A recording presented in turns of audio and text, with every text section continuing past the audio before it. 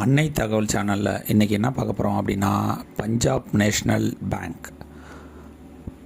National வங்கியில் பணி அப்படின்னு சொல்லியிருக்காங்க. எம்ப்ளாய்மெண்ட் டைப் என்ன அப்படின்னா regular basis.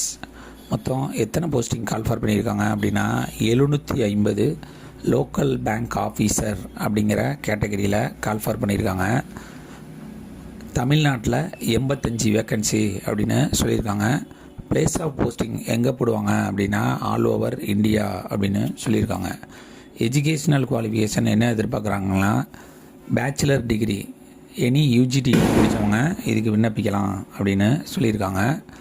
Experience post mandatory educational qualification candidate must possess a minimum of 1 year post qualification work experience in clerical அல்லது officer கிரேடில் எனி ஷெட்யூல்ட் கமர்ஷியல் பேங்க் அல்லது regional rural bank listed in second schedule of Reserve Bank of India.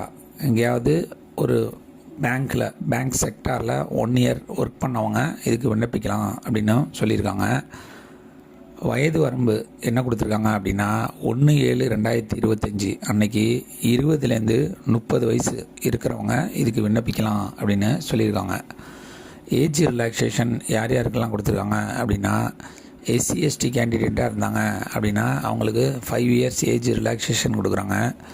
OBC கேண்டிடேட்டுக்கு 3 years age relaxation கொடுத்துருக்காங்க. அதுவே physically challenger கேண்டிடேட்டாக இருந்தாங்க அப்படின்னா general மற்றும் economically weaker செக்ஷனுக்கு 10 வருஷம் ஏஜ் ரிலாக்ஸேஷன் கொடுத்துருக்காங்க. ஃபிசிக்கலி சேலஞ்சரி எஸ்சி எஸ்டி கேண்டிடேட்டாக இருந்தாங்க அப்படின்னா அவங்களுக்கு 15 வருஷம் ஏஜ் ரிலாக்ஸேஷன் கொடுத்துருக்காங்க. ஃபிசிக்கலி சேலஞ்சடு ஓபிசி கேண்டிடேட்டாக இருந்தாங்க அப்படின்னா அவங்களுக்கு 13 வருஷம் ஏஜ் ரிலாக்ஸேஷன் கொடுத்துருக்காங்க. கடைசியாக எக்ஸ் சர்வீஸ்மேன் கேண்டிடேட்டாக இருந்தாங்க அப்படின்னா ஆஸ் பர் கவர்மெண்ட் பாலிசி பிரகாரம் ஏஜ் ரிலாக்ஸேஷன் கொடுத்துருக்கோம் அப்படின்னு சொல்லியிருக்காங்க.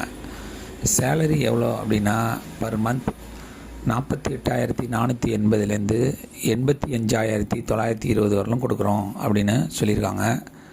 மெத்தட் ஆஃப் செலெக்ஷன் எப்படி தேர்ந்தெடுக்கிறாங்க அப்படின்னா ஃபஸ்ட்டு ஆன்லைன் மூலியமாக விண்ணப்பிக்கிறவங்களுக்கு ஆன்லைன் ரிட்டன் டெஸ்ட் அப்படின்னு வைக்கிறாங்க.